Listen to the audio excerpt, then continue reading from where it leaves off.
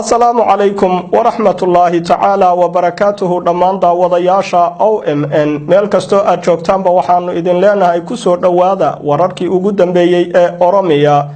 Ethiopia iyo caalamka intiisa kale oo idinka imanaya TV-ga madaxa banaan iyo idaacadda radio halgan warka waxa idin la socodsiin doona aniga oo ah Cabdikarin Xaashi imikana warkii oo fidsan shacabka reer Ethiopia oo sida fiinta uga qeyliyay xukunka degdega ah gaar ahaan dhalinyarada la baxday Cairo ee ku nool caasimada wadanka Ethiopia ee Finfinne sida cid waliba ogsoon tahay dhawaan dawladda taagta daran ee Ethiopia ayaa ku dhawaaqday xukunka degdega ah taasi oo ay sida fiinta uga qeyliyeen dhammaan beesha caalamka gaar ahaan dawladda Mareykanka waraysi kooban oo laga soo ururiyay dhalinyarada ku nool caasimada wadanka Ethiopia ee Finfinne ayaa sheegaya in dhalinyaradu ay u baahan tahay nabad iyo dimuqraadiyad haddaba waxa isweydiin mudan yaa keeni kara nabadda iyo dimuqraadiyadda maamulka TPLF ayaa doonaya in ay jawaab buuxda uga dhigaan tani sidee ayaa la isu waafajin karaa labadaasi arrimood mar wax laga weydiiyay aqoon-yahan Badru Dibaaba waxa uu kaga jawaabay shacabku waxa ay dhuunta u galeen xukuumadda waxa khalkhal iyo jahwareer galay jiritaanka dawladda Ethiopia taasina jawaab buuxda uma noqon karto in lagu bedelo xukun degdeg ah hay'adda u dooda xuquuqda aadamaha ee Amnesty International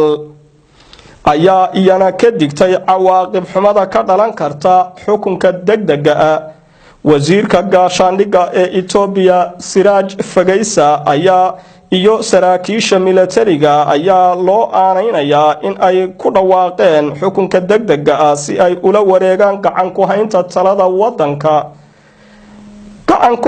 talada wadanka Ethiopia oo aan markii horeba caga adag ku taagnayn dawladda taagta daran ee Ethiopia ayaa ku dhawaaqday xukun degdeg ah oo socon doona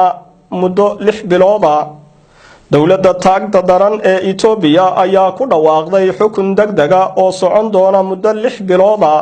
waxa aanay dood adagi dhaxmartay golaha wasiirada sida uu u dhaqan gali lahaa xukunkaasi degdega ah guud ahaan wadanka Ethiopia arrintaasi waxa ay dhalisay dood iyo khilaaf xoogan wasiirka gaashaandhigga ee Ethiopia Siraj Fageysa ayaa sheegay in aanay gorgortan gali karin arrinta xukunka degdega ah dhinaca kale waxa isu soo taraya baaqiyo nabadeed iyo digniino ka imanaya beesha caalamka iyo danjiraha Mareykanka u fadhiya caasimada wadanka Ethiopia ee Finfinne ayaa isna ka digay xukunka degdega ah danjiraha ayaa si gaar ah farta ugu fiiqay kuwa doonaya in ay majara habaabiyaan afkaarta dadweynaha iyada oo lagu jiro xilli kala guura wuxuuna ugu baaqay in ay si degdeg ah uga laabato dawladda Ethiopia xukunka degdega ah si dadka loo gaarsiiyo waxa uu ugu yeeray cadaalad horumar iyo dimuqraadiyad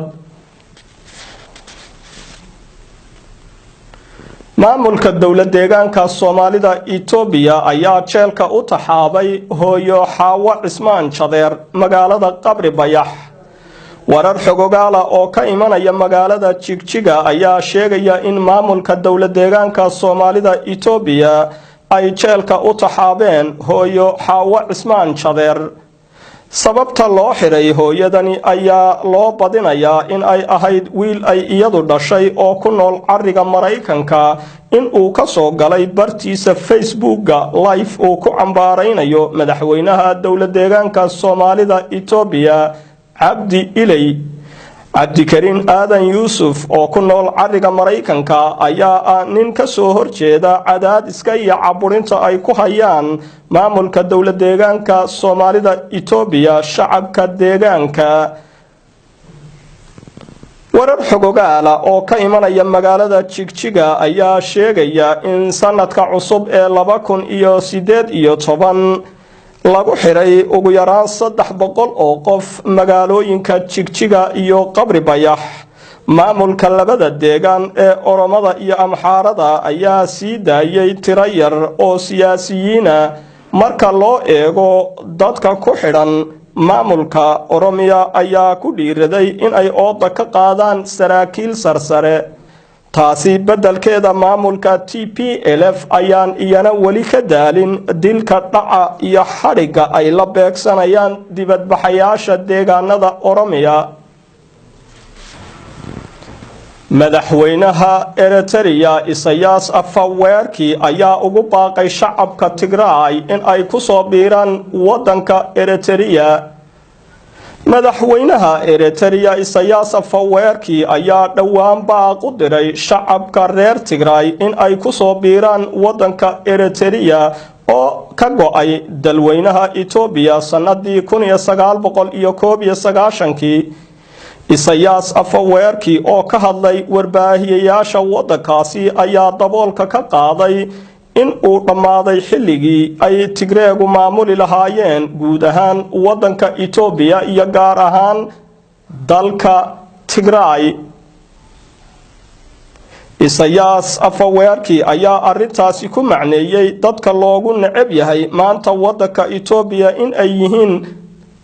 qabiilka Tigreega. tubta kaliya ee ay ku badbaadi karaan ay tahay in ay ku soo biiraan dalkiisa Eritrea. madaxweynaha Eritrea Isaias Afwerki ayaa u diray 100,000 oo militariya dawladda Ethiopia si ay ula dagaalamaan jabhadii xooga badnaa ee Oromada sanadii 1992 ilaa 97 kuwaasi oo isla shufbeelay 3 sano kadib. waxa uu dagaal xoogani ka dhex qarxay labada dal ee Ethiopia iyo Eritrea. dagaalkaasi oo socday dhowr sano ayaa gaaray heer caalami waxaana ka hadlay golaha ammaanka ee qaramada midoobay iyo maxkamadda Hague. Asmara waxaa ku sugan dhammaan ururada mucaaradka. Isaias Afwerki waa madaxweyne seeflabooda oo marba dhankii uu doono u rida seeftiisa. wararka waxaa idiin soo diyaariyay oo halkan idinkala socodsiinayay aniga oo ah Cabdikariin Xaashi. dhinaca farsamada waxaa inaga taakuleynayay farsamo yaqaan Cabdi Jamaal. dhammaantayo waxa aanu idinkaga tagaynaa sidaas iyo is arag dambe oo xiiso badan.